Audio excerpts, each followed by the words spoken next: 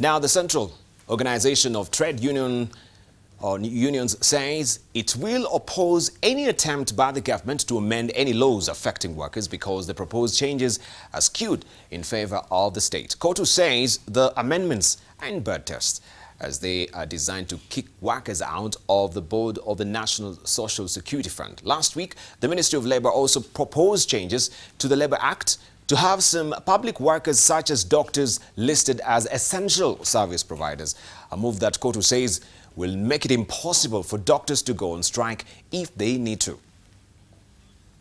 Unlike NSSF was a very small department in the Ministry of Labour. Now, 100% of NSSF money comes from workers and employers. There is no government budget allocation. And you cannot budget for what is not yours. You cannot bring laws, punitive laws on what is not yours. You cannot anticipate to do more progress or programs with what you don't own.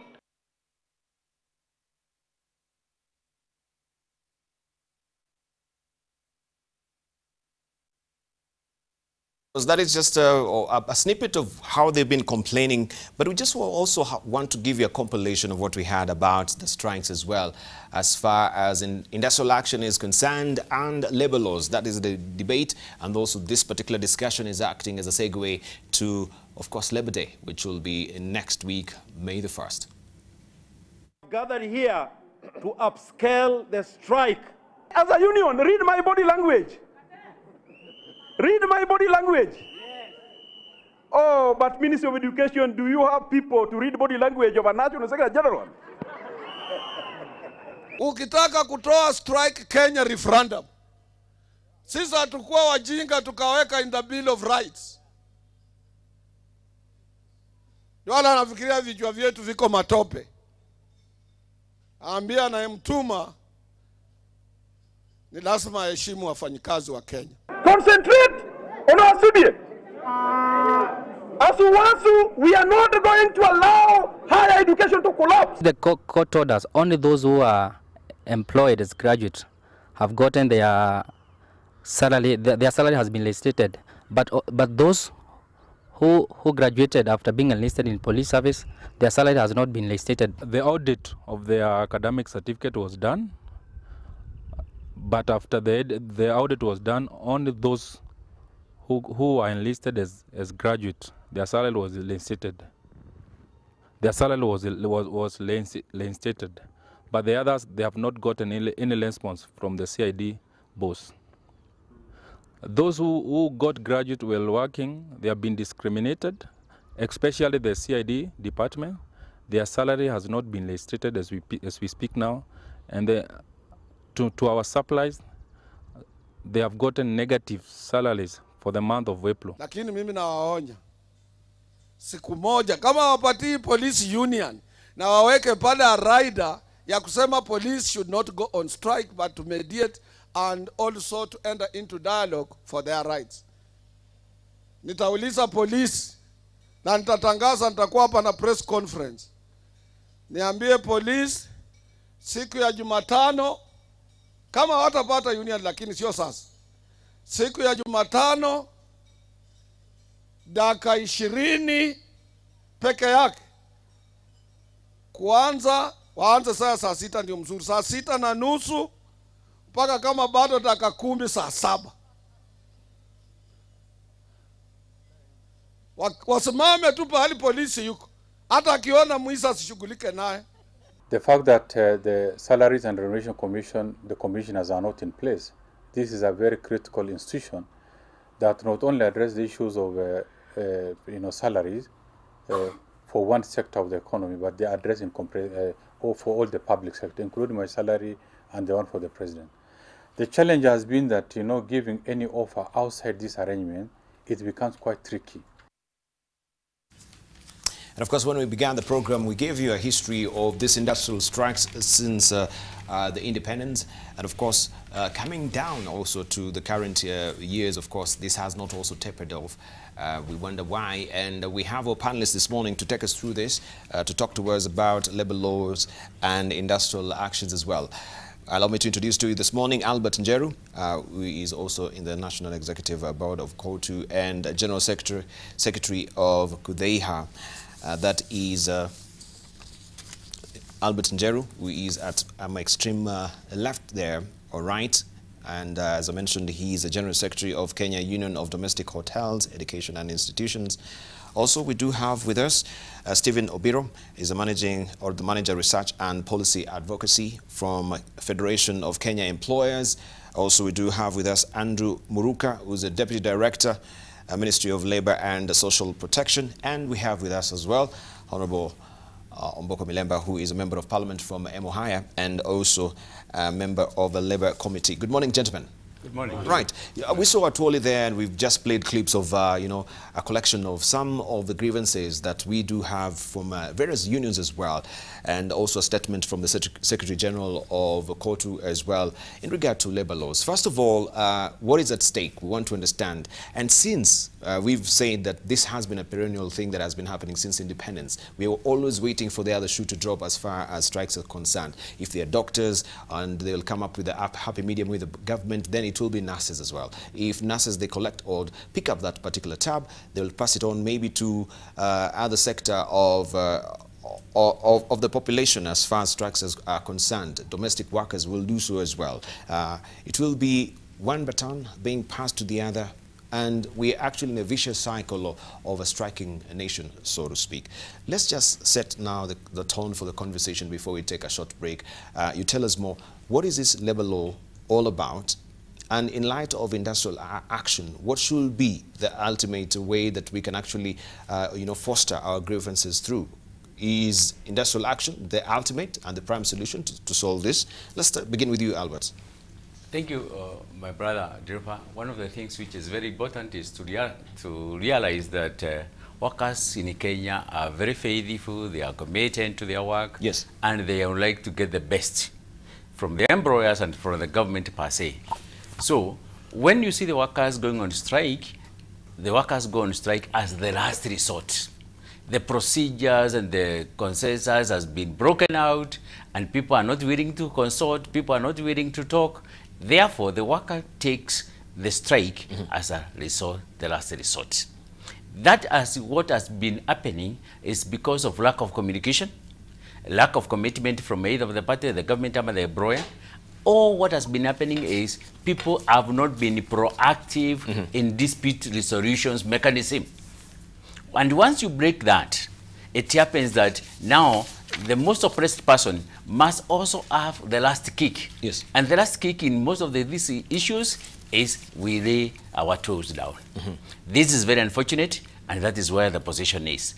Two, where you see us as workers complaining about in terms of acts and the labor laws being amended behind the back of a worker, yes, who is the most important stakeholder and the employer. When the government decides that they are going to amend a law which has been brought into place through a mechanism of tripartite, through a mechanism of consensus, then one arm of the tripartite decides, you know what, I feel I need to make an amendment.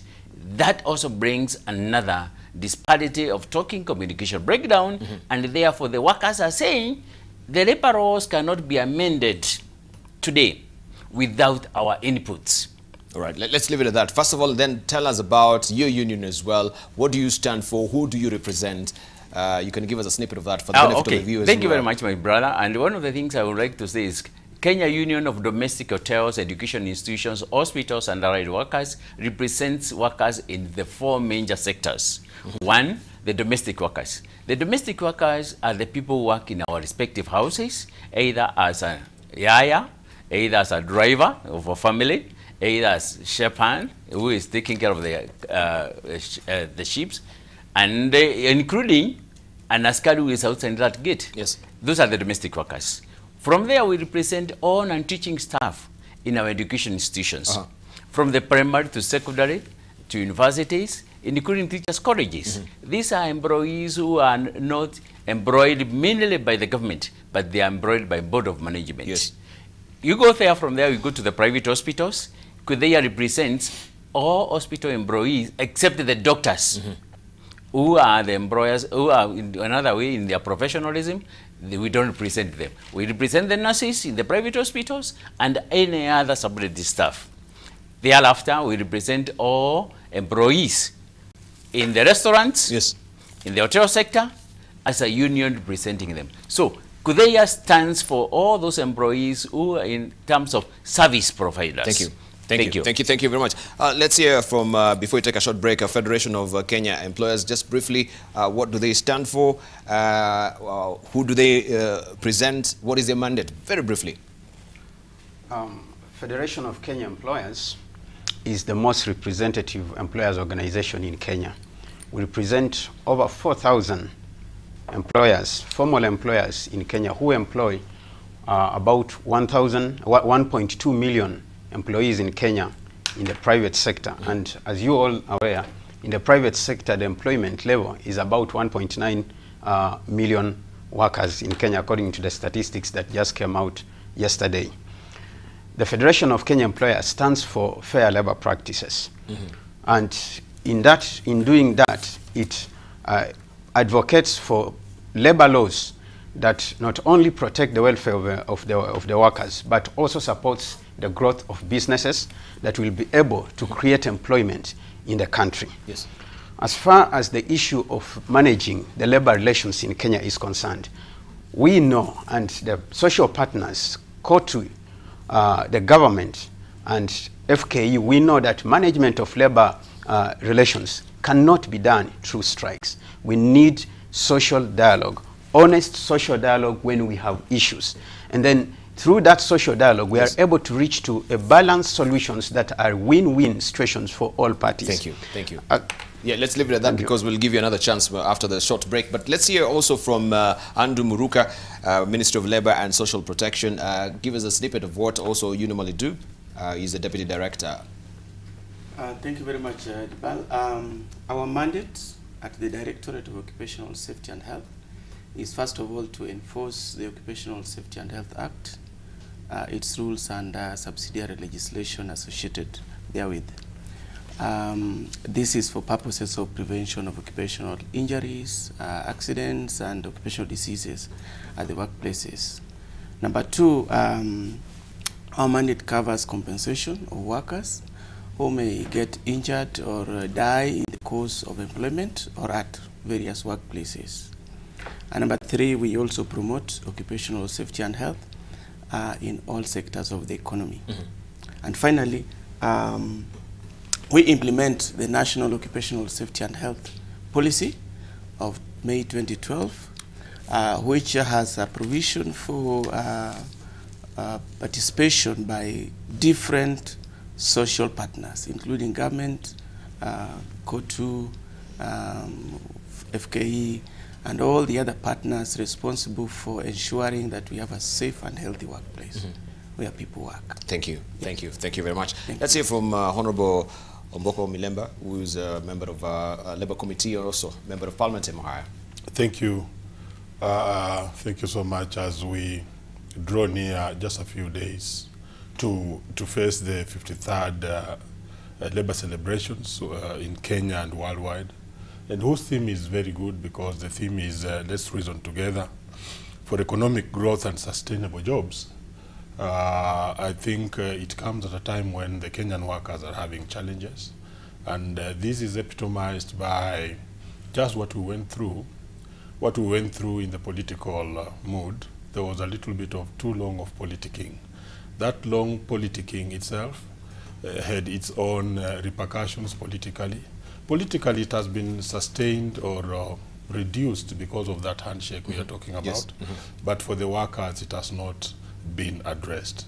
And therefore, what happened is that during that political time, or politicking time, so many jobs were lost. Over 100,000 jobs were lost in the labor market. And most of these jobs lost were in the commercial sector, the business sector, and so on and so forth. If you look, for instance, at Nakumat, all the workers who are employed by Nakumat are still on the streets, and even those who are still hanging on Nakumat are not being paid well. And we have not had any other supermarket coming up to take over those people who are working at Nakumat. So what then comes in? What comes in is that even the workers who are working, who are still having jobs, they cannot negotiate for good CBS. If you go and negotiate with the employer about a good CBA now, he'll tell you my work is performing badly, the economy is performing badly, and I've just seen you yourself say that the economy is now operating at before 5%, and the inflation rates are high. So the employers are not willing to negotiate CBS that are good for the workers. So the worker is suffering. Thank you. In this country. Before we took a short break, of course, we were on you, and I cut you short. Mheshimiwa, you can continue. Very well. So what has happened is that jobs are shrinking in Kenya generally, and the workers are not compensated well. Yes, and this therefore the reaction is that we have many strikes ongoing. Now, how is the government reacting? The government is reacting by now trying to gag the workers' organizations using laws, which is wrong, because it will not work that way. We need social dialogue to solve this, and that's why now the government is introducing an array of laws to try and change the labor laws in order to gag the workers.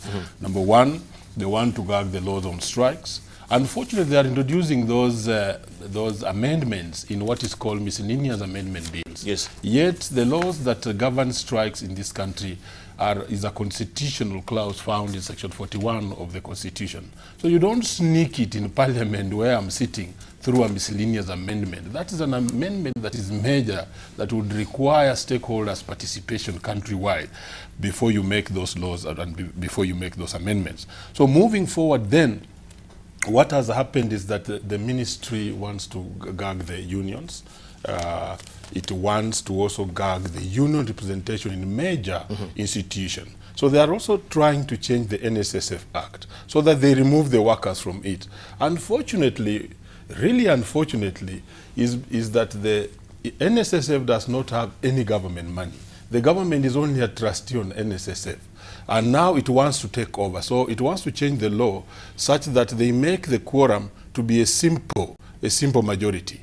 And the government can achieve simple majority very easily, because on the NSSF board, we have FKE, then we have the workers, and then we have the labor, and then appointees of the labor ministry.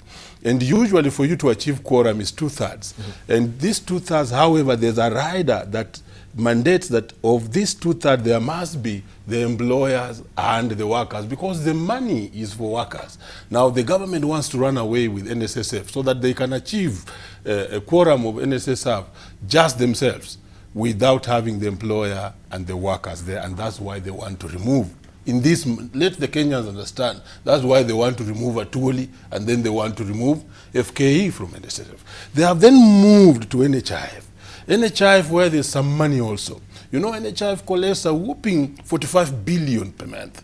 Yeah? And then, there again, they want to change the law so that the government can have the say over the NHIF, and again can manipulate what happens in NHIF without consulting the workers and consulting the employers. So what we are seeing is that the changes that have been introduced in Parliament secretly, because they have come in Parliament as miscellaneous amendment, are not good for the labor market. They also want to finally gag the workers of Kenya from going on strike. So they want to change Section 41 of the Constitution so that going on strike is illegal.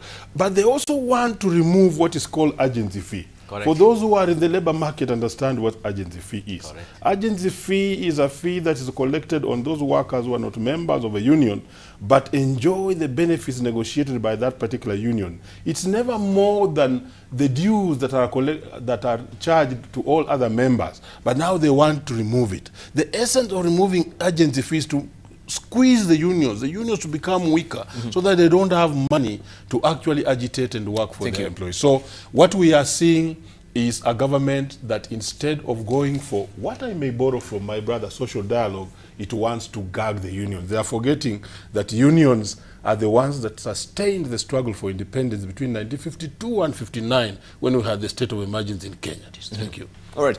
Let's hear from Mr. Njeru, first of all, because you mentioned stakeholders were not really roped in as far as these amendments are concerned in the labor laws. Tell us, first of all, how come you were not privy to these particular amendments? So was it sneaked very furtively by who actually sneaked these particular amendment bills? Who sneaked them, and how come you are not actually in the feedback loop?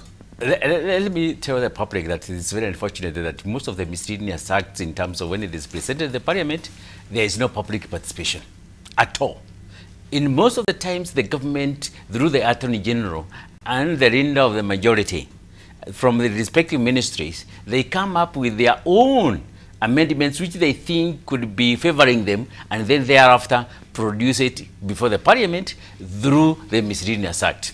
Very, very unfortunate, because in that particular times, the workers in this act, in terms of Miscellaneous Act, which you are talking about, the reparos, the NHSF Act, the right of strike, is being amended by the Ministry of Labor, so that they can be able to control the worker and the employer in one way or the other way.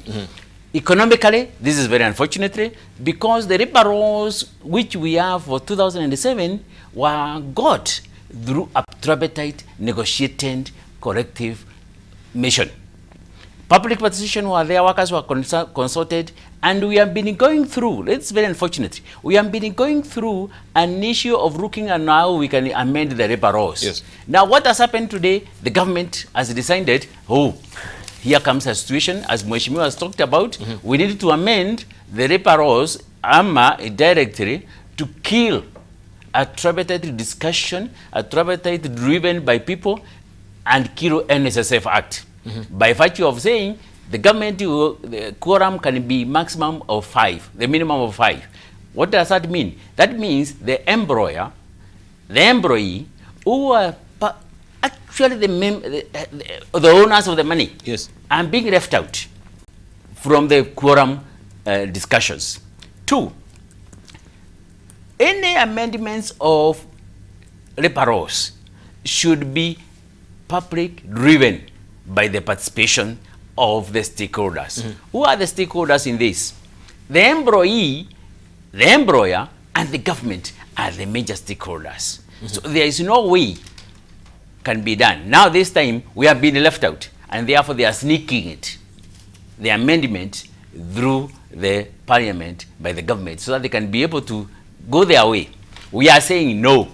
And there is no way we are going to accept that, because we were not consulted according to the Constitution. Public participation was not done, and we are saying no. And we are asking the members of the parliament not to approve that, because once they approve, we are also saying the employee will never have a say on his own money.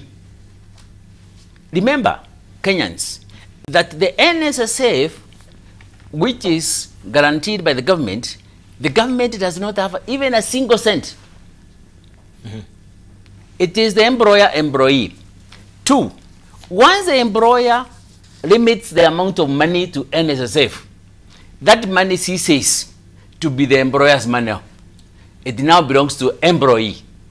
Therefore, when you are removing the employee from the board, we are saying we are only leaving it to have somebody who is unknown. And very unfortunately, because I don't know, whoever will be managing as who? And for what? Yes. Because the employee is not represented there, and he is the owner of the money. I'll give you an example. I wish today the government could allow KRA board an employee to be represented there. Because one of the things which is happening is the employee is a major contributor, major payer to KRA in terms of pay as you earn. But unfortunately, they are not. They are represented by other people. This time, we are also saying it is important that we leave NSSF be managed by their stakeholders, and therefore, we don't want even the government. The government could continue securing in terms of trustee. There's nothing wrong with that. But we should be talking about increasing the participation of the workers in NSSF and any other statutory deductions. Okay, this puts also Andrew Muruka in a very sticky situation, because he's from the Ministry of Labor, and of course he's not here to comment about the labor laws. But of course you can chime in. How come we have unions here that have not been consulted? I know you're here to discuss about occupational safety and health service as well. You can tell us maybe it is not within your remit also to address that. But surely, if there is no consultation, then how do you How do you also work out a very good happy medium between, you know, the unions and the government if you're not seeing eye to eye? Well, I think one thing we need to clarify is that the Occupational Safety and Health Act, which I've talked about, of 2007, and the Work Injury Benefits Act of 2007 are also labor laws. Precisely. Yes. But what we are doing at the Directorate of Occupational Safety and Health Services is to engage stakeholders. And we have engaged them since 5 years ago.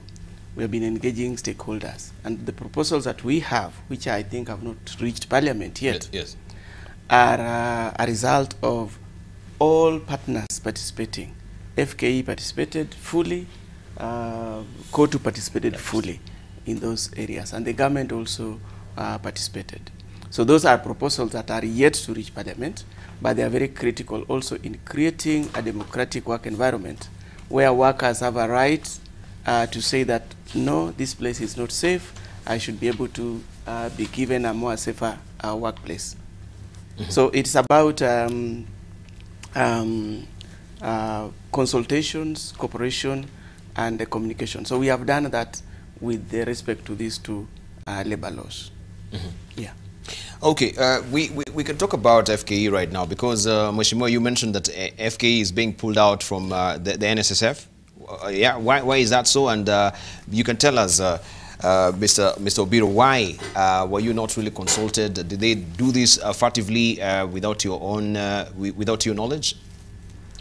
The changes that have been introduced to Parliament through the statutes law, the miscellaneous amendment bill to 2018 by the honorable leader of the majority on 10th of April are fundamental changes to the labor laws. Now, the miscellaneous bill is supposed to be miscellaneous, amending the commas that were left out, the full stops, the misspellings, the words that are omitted in laws, not to bring fundamental, substantial changes to the laws. The labor market, as I said, and I like Mheshimiwa has agreed with me, and even KOTU is agreeing with me. The labor market is managed through social dialogue, where we sit down, have a chat of the whatever proposals we are having, come up with a win-win balanced situation that all of us wins. That has not happened. There has been no whatsoever any consultation on the changes that are being proposed on the NSSF Act, the changes that are being proposed on NHIF Act, the changes that are being proposed on the Higher Education Loans Board Act, the changes that are being proposed on the Labor Relations Act and even the Labor Institutions Act. All these changes, there are no consultation. And this is what we are saying to government, and we are saying to the stakeholders. At this point, we need to have a good approach. If there are issues that any party feels these issues needs a rethink, you come up in open, with full trust, engage the parties, let's have a look at whatever proposal that is coming up, let's give our input, let's agree on what is the best way forward in any case in the country. And for us as the Federation of Kenya Employers, if we had been listened to, we would not be where we are, both in terms of what we are seeing in the employment area, the job losses we are seeing, the loss in the wages, the real wages that we are seeing, that reduction would not have happened if government and even the workers would have listened to us. One, on the labor laws, we told the workers, we agree we can never have a perfect framework. There will always be issues. Let's sit down, identify these issues, and start having a rethink of what needs to happen on these issues. We know there is a challenge on terms of the essential sectors, the strikes in those sectors, and the lives that are being lost, and the things that are happening there. We know that there is a challenge even on how we are managing those strikes, how we are approaching them. But we need to sit down, have a social dialogue, agree on the best way that can be good both for the worker and both for the employer and even for the economy. That is the best approach we want. And we even asked the workers, we took them to Mombasa and had a dialogue and said, let's start this thing so that then we can be able to move. And I hope that with now what we are seeing, we'll be able to sit down and have some dialogue, discussions on these laws, and then come up with a better proposal. We are also asking Parliament not to approve what has been put on the floor of Parliament, to ask the leader of the majority to go and consult the stakeholders. Once that happens, I know we'll come up with a good framework. The second thing I want to speak about, when we were voting in the Constitution, there is something that was said.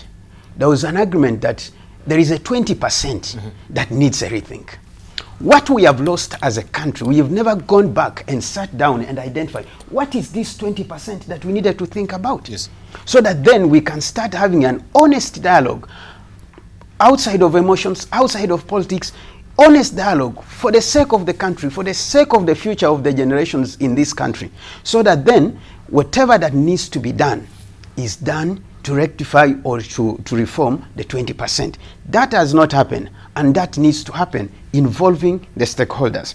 The other thing that I want to comment on is what you have alluded to about the loss of wages and the stagnation and the inflation rates that have affected the real income. Yes.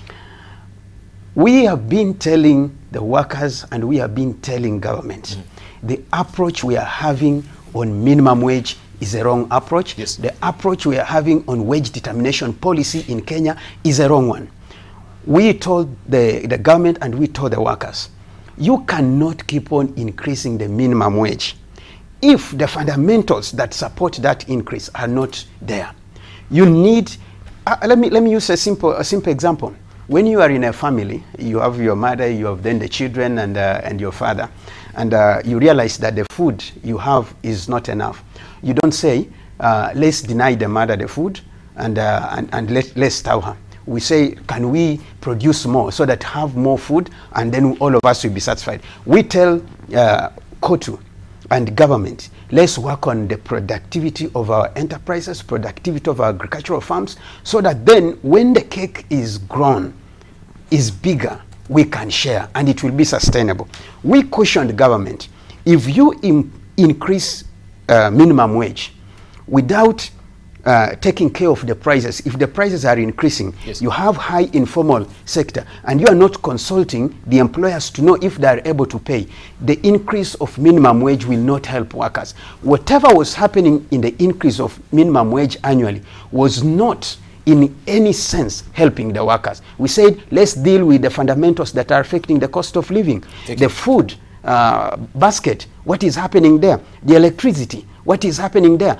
Deal with the fundamentals and the workers will be helped. 84% of workers in Kenya are in the informal sector. You cannot enforce the minimum wage policy in the informal sector where they need it. They need that the people who are the low income earners. We need a rethink. And that's why we are appealing to government, we are appealing to KOTU, we are appealing to other stakeholders.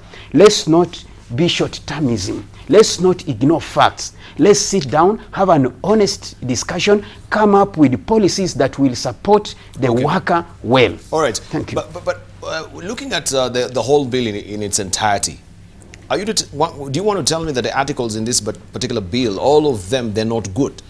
Because first of all, I think this bill is meant to protect Kenyans themselves, because we have all these sectors that, you know, when they go on strike, people really get adversely affected. When we look at the health sectors, when we have doctors going on strike, nurses going on strike, how many people have been dying in hospitals, right? So this particular bill also takes the interest of Kenyans themselves in the first place. That one, critical infrastructures, so to speak, such as telecommunications, such as water, sanitation, these are the things that, and health sector itself, so to speak, these are things that we take them to be very critical. And once this sector, when it is destabilized with strikes, industrial actions that we've been seeing recently, people are bound to get affected. Air navigation, for instance, of course, we'll have the traffics being affected in our airports.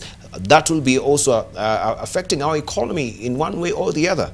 So when we speak of these things, we cannot just poo-poo the whole idea about the labor laws in its entirety. We can see what is working, what is not really working. So maybe you can clarify on this. I want to expand for you that area. You are talking about essential services. Essential services, and what yes. the amendment is proposing.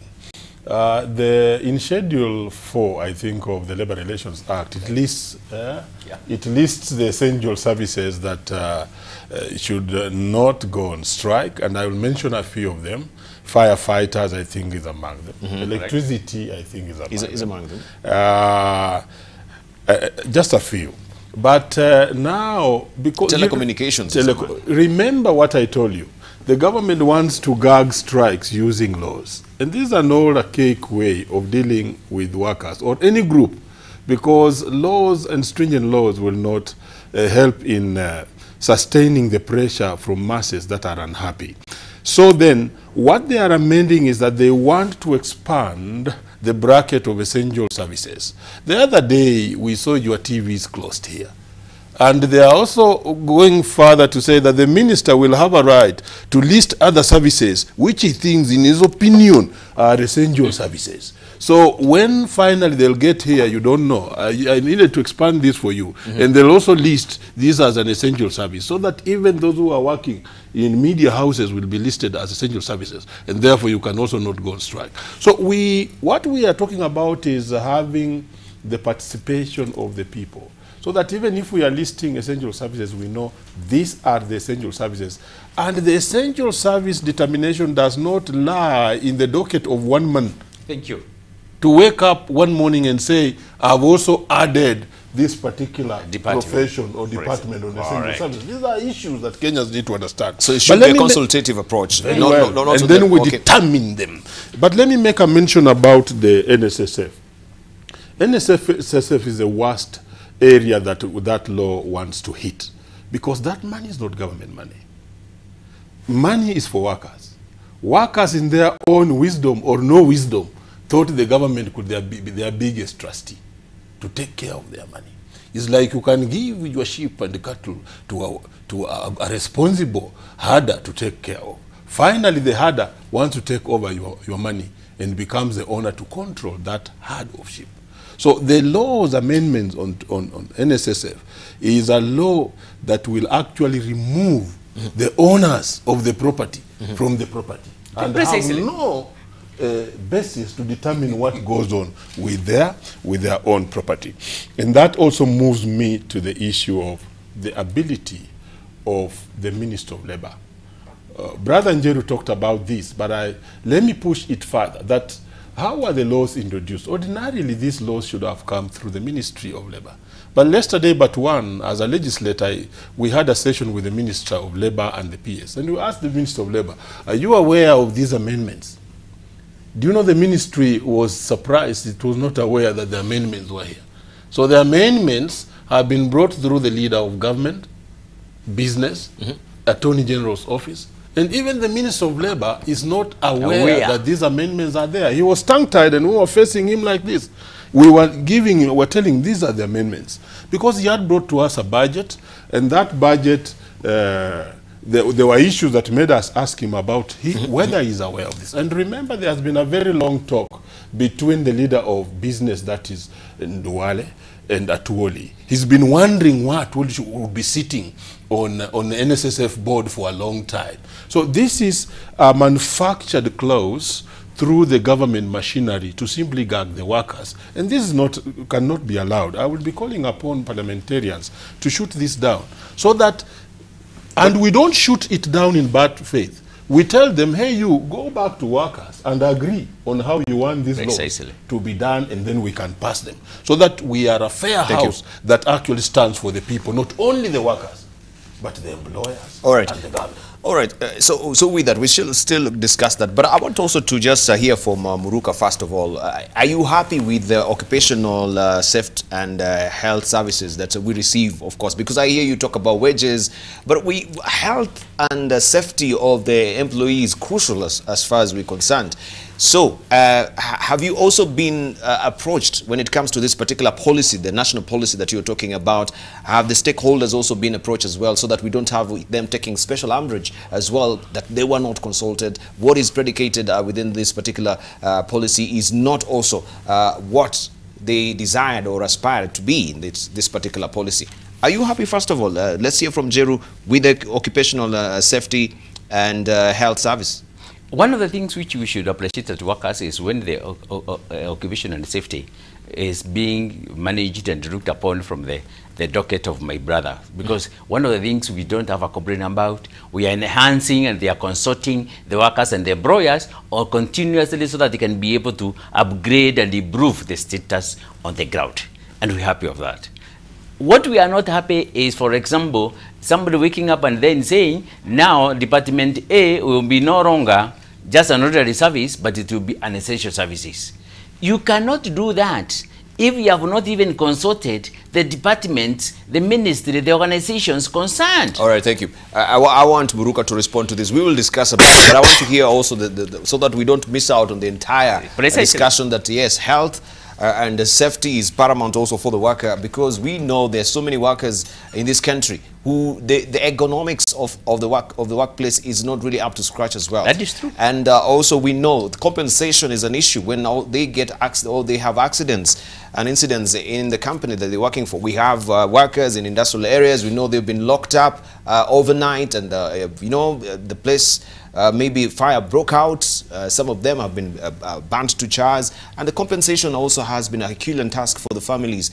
These are issues that we need to raise today. If I lose my hearing because I work here, I have my earpiece every day, and how do I get compensated? Aside from that, people who are working also within the airports, you know, the noise from the engines of the aeroplanes as well. You know, year by year they lose also their hearing.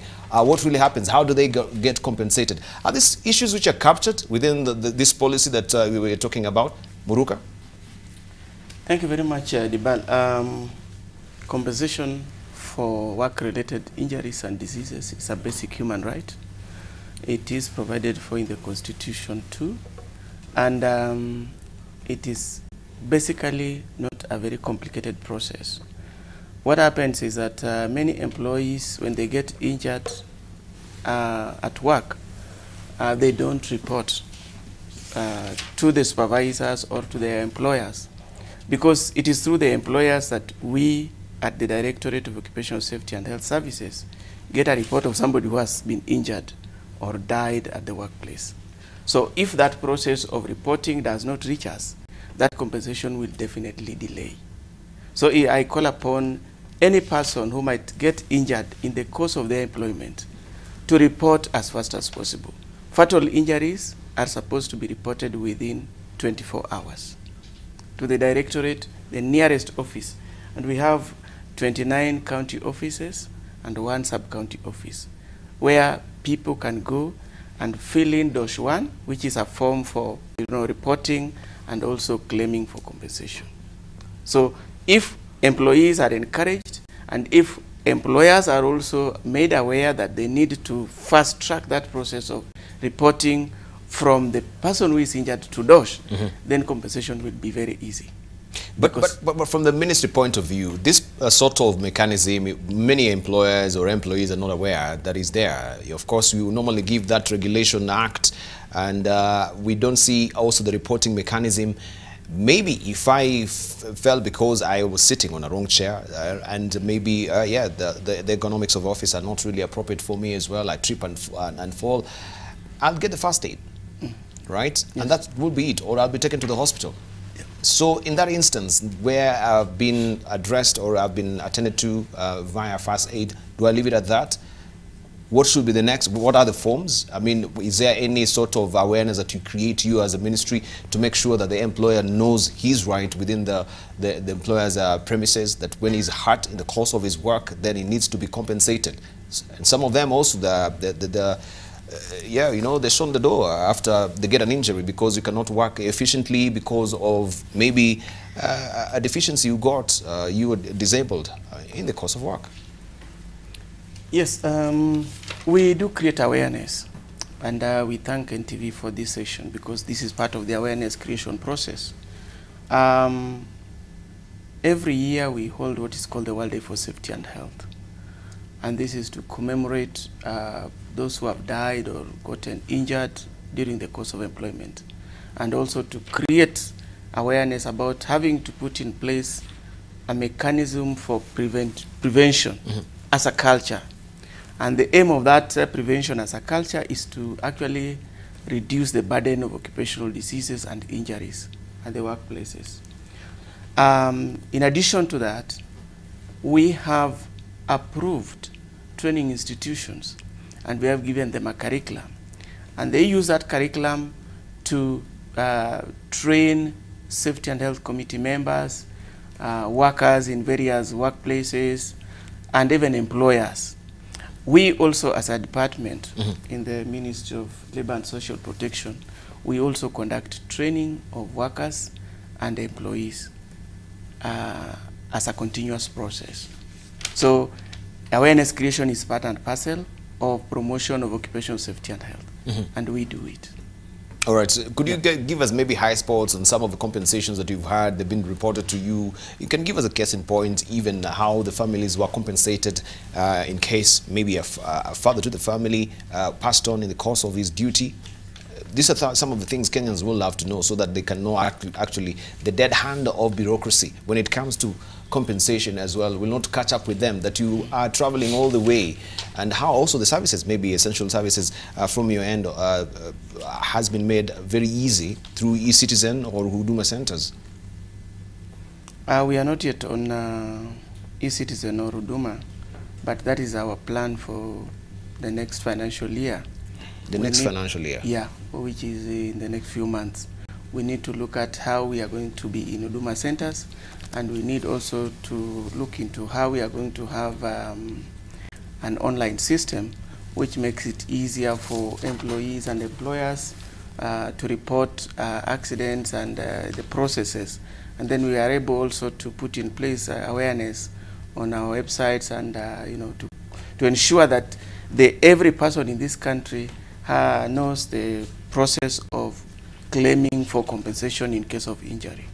So those are processes that we are actually, and we hope that you know, Parliament will be able to assist us, ensure that the process is fast-tracked in some of those areas. All right, maybe Obiro, you can tell us. So, are you happy when it comes to, you know, accessing these services online, where the issues of compensation for the employers and the Ministry of Labour up to now, they've not put up these services on eCitizen or Huduma centers? Yes, they have the counties, but still accessing that can be another problem as well.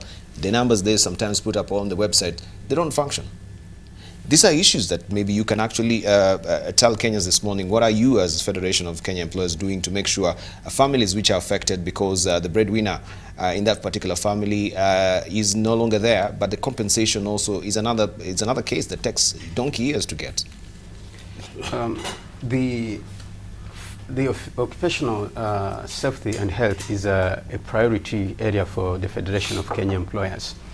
And for 2017, what we have done, we have trained 336 champions on occupational health and safety in companies.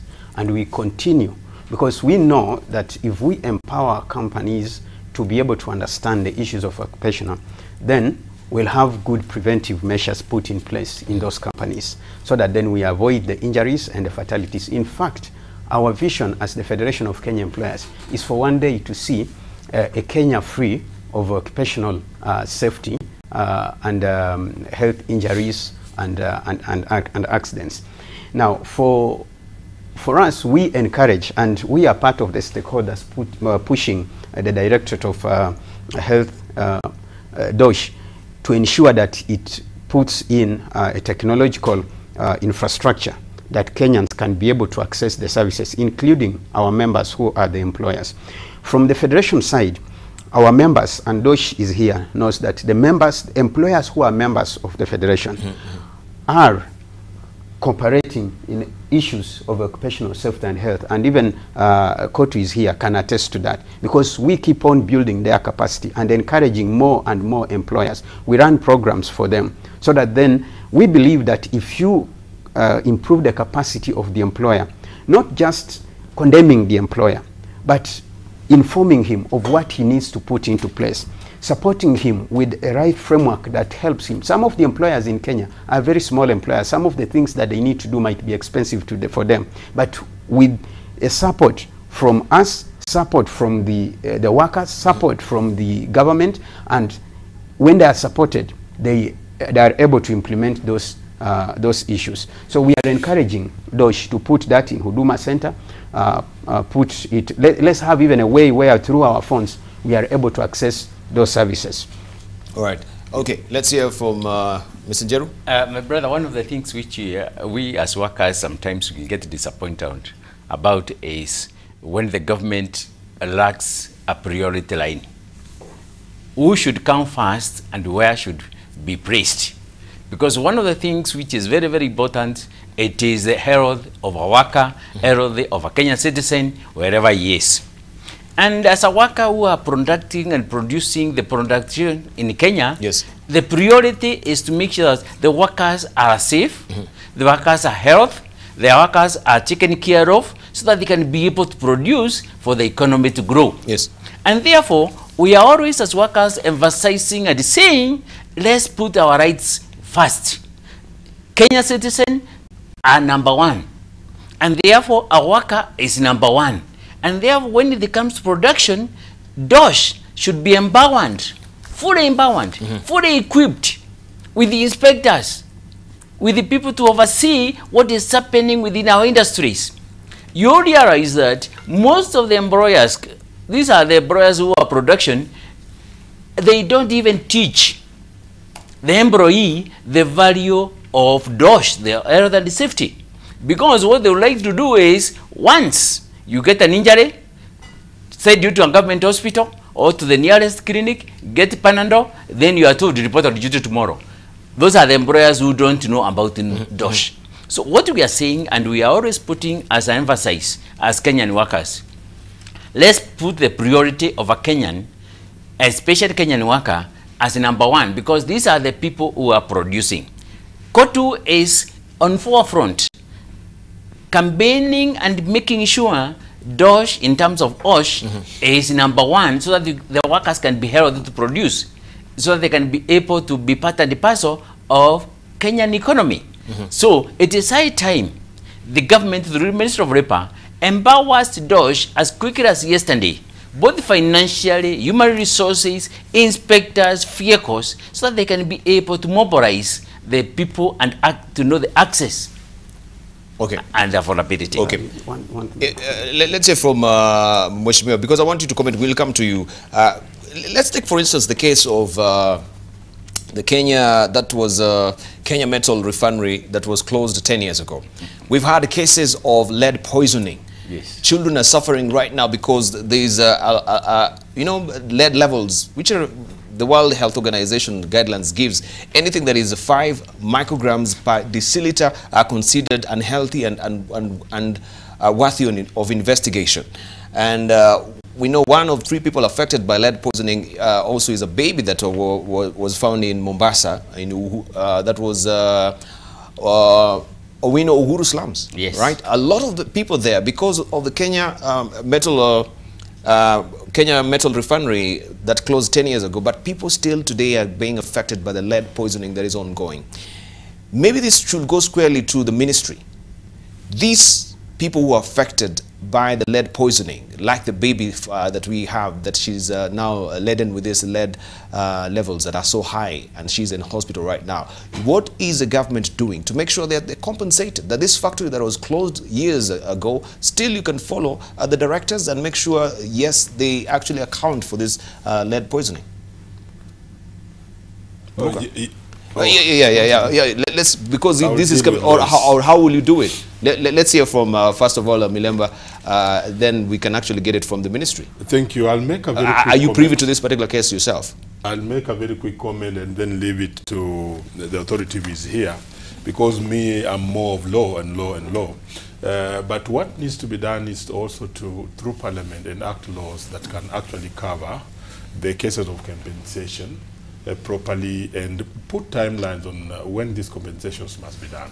The challenge we have is that, yes, there could be laws, but they don't have no timelines. So therefore, this compensation stays on and on and on until even the fellows who are affected, they die before they are compensated. Today, as we bury Mativa, who was even compensated for having been in prison, he has not been paid for his compensation because there are no timelines in law. So us as parliamentarians would go for the legislative part of it. But what I wanted to also say really is that the Ministry of Labour, for this to curb what we are going on and what you talked about as strikes, is to come up with alternative dispute resolution mechanism. And this can be done by, one, financing the Ministry of Labour a little bit more. It's not well financed. I've already seen that from the fact that we are interacting with them at the Labour Committee. They need to have Labour officers, they need to have Labour supervisors, and even Labour inspectors who can detect well in advance that there's a problem cropping in a particular sector, and that sector then would require that we have an inside dispute resolution moving forward. The procedure of calling a strike is very elaborate in law, both the Constitution and the Acts. And there's that 21 days notice and then the 7 days notice. Yes. If that procedure is followed clearly, especially making sure that before the 7 days notice, we have had an attempt to solve these disputes using the Labour Ministry to be okay. But what the Labour Ministry is also suffering from, I'm talking to Kenyans, is that they don't have the workforce. They don't have the workforce within the ministry. Today, as we talk, they don't have even a substantive Labour Commissioner, because I think the Labour Commissioner who was there did retire, and today he has not been replaced. So these are issues that are making us get into the situations where we are in terms of strikes coming in and coming out. And then lastly, before I give to the other authorities to make their comment, is that the budget for that ministry needs to be enhanced. And finally, the labor force in Kenya, at independence, we had more Europeans working in this country. But later on, after independence, we went in for the policy of Africanization. Africanization was to replace the white workers with the African workers. Correct. And then we left only those very specific jobs to be done by the Europeans or other people from outside, and that's how we had the expatriates coming in. But today, again, what we are doing, we're having the labor sector, and that's why we have jobs shrinking, is that again, away from Africanization, we are now going towards Chinization or Oceanization, or whatever you want to call it. Because there are people outsiders coming to this country and doing jobs like what you are doing, like what I'm doing, which should actually be done by the locals. Thank you. By the locals. We'll come back to that. So back to you, Muruka. Tell us then about compensation. You're privy to this particular case? Yeah, I'm aware of the Uhuru Market issue. One of the things that we need to understand is that the remit of the Directorate of Occupational Safety and Health Services ends with workers in workplaces. So when the people injured by anything coming from a workplace are not workers, we are not able to compensate them in accordance with the existing Work Injury Benefits Act. But then that act is really flawed, and we should relook, because what is the place of the corporate citizens, right? Before you can tell me that people who are suffering from the environment, the person who's responsible, which in this case it was a Kenya Metal Refinery, who are emitting all this lead, they cannot be held accountable because there is no that mechanism of who is neighboring that particular farm, and I'm being affected, the collateral damage is coming to me, there is no avenue for compensation. Don't you think your act is flawed, and you need to make an avenue on how you can compensate this? Where is the aspect of the corporate citizen? Because this is corporate citizenship within the corporate governance. I totally agree with you, except that we cannot say that at this point that this act is faulty with respect to compensation of non-employees, because various acts are supposed to apply to specific areas and to specific activities. Now we have Environmental Management and Coordination Act, and maybe that is the area that should be explored to deal with compensation of people who get injured but are not workers in those particular workplaces. So that is an area that should be explored maybe through Parliament and other agencies. But for us, you know, we are dealing with specifically with people who are employed. People who are employed. And we actually, once we receive these reports, those one reports, the amount of compensation given or awarded by the attending physician, once we have this information, we'll definitely compensate as fast as possible. Okay. And we do that with speed anyway. So there's also, if the neighbors are really affected by this, then what about the workers themselves? If the workers are affected and they report, and the doctor says this person has suffered some form of disability as a result of the work or working with certain chemicals, we will compensate. We will compensate. Yes. Okay. Let's hear from Mr. Obiro, briefly. Yes, the workers, the employers, most of them have health insurances that are in place, embedded in their insurance medical covers for the workers, and even some of them have life insurance and covers a multiple of issues, part of which is if a worker gets injured on the workplace and gets an accident, depending on the extent of the injury and how the effect of that accident. And so that ensures that the workers are able to be treated well, apart from the normal NHIF.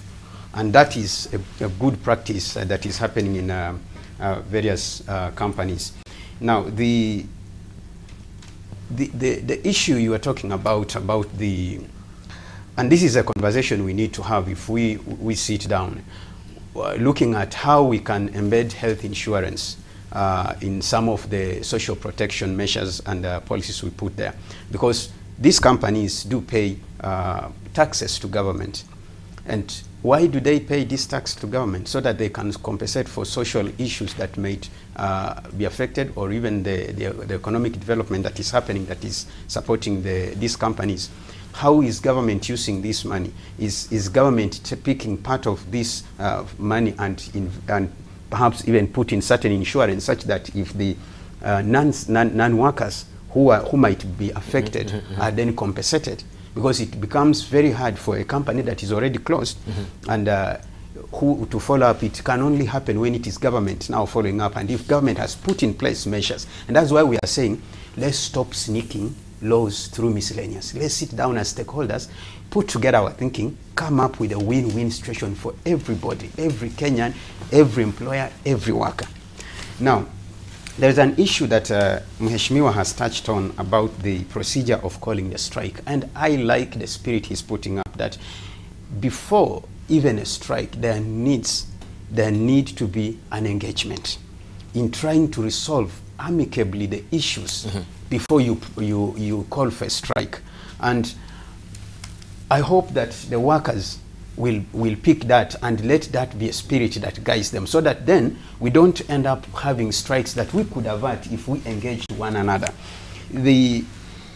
You asked a question about the essential services and what is proposed in this miscellaneous bill. I want to say that the issue that we are having first on that part is the approach that has been taken.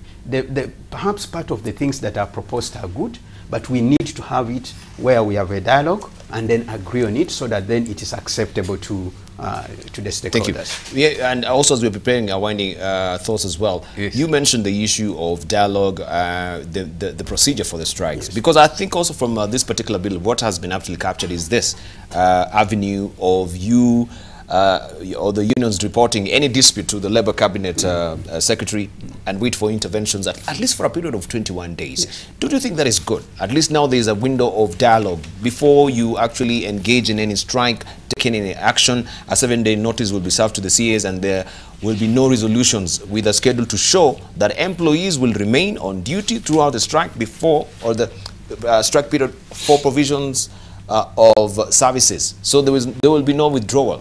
That is a window of opportunity. Or are you reading any dark underbelly to it as well? Let me put it very clear. Workers are law-abiding citizens. Very abiding. And I can assure you that. If any employee in Kenya who fears most is to get sacked and dismissal, are you together now? And nobody likes that. One of the things the trade unions in Kenya have done is to follow the road to the latter. As KOTU, always, and in case we want to go on strike, first we must have a disagreement with our employer, report a dispute. If that dispute has been reported to the Minister of Labour, who happens to be either conciliator, an arbitrator, then if that fails, the employee through the union gives now the 21 days notice, and he does it to the cabinet Minister of Labour. Unfortunately, what has been happening is this: 90% of these disputes, even after reporting to the Minister of Labour, nobody takes the initiative to either convene a conciliation meeting or any kind of, or to solve the problem. They wait until the last day, 2 days to the day. Hey, I will give an example. KUDHEIHA gave a strike notice to universities, to the minister, on the 7th of February, to the Minister of Labour, regarding a dispute of what we are experiencing now in universities. On the 7th of February. And we said, by 5th March, we shall be laying our tools down.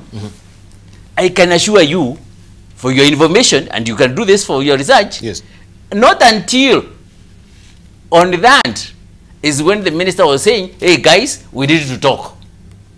That was on a Friday, coming when we are starting on a strike on. So our priorities in terms of discussion and arbitration have not been taken seriously. The workers are willing to dialogue and they are willing to solve their problems. But let us activate the mechanism of communication, the mechanism of feeling that we are owning the company or we are part and parcel. We are encouraging the minister and the CS Minister of Labour to reactivate very quickly where a dispute is reported. Let a conciliation be done like yesterday. Otherwise, that's why we give the notice. Thank you. Thank you. All right. Let's hear also closing remarks from Mr. Muruka. Your closing remarks, please. Unless you have anything that you wanted to highlight on the national policy, very briefly. No, I want to highlight on the issues of the World Day for Safety and Health. Yes. We have conducted a lot of sensitization, particularly to Juakali, as a way of our giving back to that particular sector because of their importance in the area of occupational safety and health. That one is ongoing this week. Today and tomorrow we will have the National Occupational Safety and Health Conference taking place in Athi River, NITA Athi River, and the Principal Secretary State Department for Labor is our guest of honor this morning. We are starting in the next 2 hours. We welcome all those scientists who have contributed their papers to this particular function, and we hope we are going to get very good policy guidelines on how to move forward from the researches that have been done in the recent past. The other thing I want to highlight is also that the World Day for Safety and Health also will be on Saturday at the same venue, NITA Athi River, and we are working with our partners, KOTU, FKE, to ensure that we have a clear promotional agenda and also a clear safety and health preventative culture put in place. So on Saturday morning, you will be seeing some procession of workers from Kitengela to Athi River, and they are trying to create awareness. This is part of the work of the National Occupational Safety and Health Council to create awareness among Kenyans and to advise the minister on the best possible ways by which occupational safety and health can be promoted in the country. So these are very important activities that we are looking at. And finally, we are also promoting the ratification of key ILO conventions. Convention number 187 on the promotional framework of occupational safety and health, promotion of Convention number 184 on safety and health in agriculture. We all know that if agriculture is constrained because of safety and health problems, then being the backbone of the country, of course the workers will suffer at that particular area. Thank you very much, Mr. Muruka there. Let's hear from also Obiro, your final closing remarks very briefly. The Federation of Kenya Employers, first of all, is in support and recognizes the challenge we have in the essential service sector and mostly affecting the public service.